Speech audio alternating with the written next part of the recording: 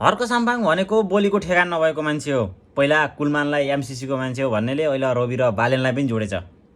यति कुरा एक्कारा होस्, तिमी नजन्मिँदै रविले एमसीसीको विरोध गरेको हुन् सञ्चार माध्यम मार्फत। र अर्को कुरा, तिमी जित्नमा रविको हात छ।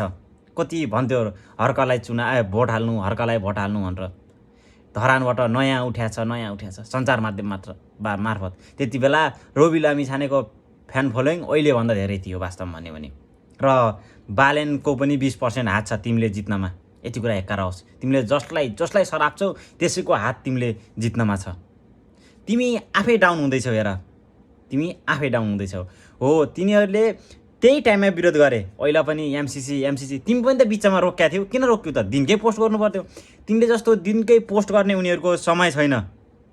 दिनकै तिमीले गु खायो भन्दैमा अर्काले पनि गु खानुपर्छ भन्ने छैन। तिमी पनि त पास्टर थियौ 2014 सम्म, अहिले छौ। हो, त्यस्तरी हेर्ने गर।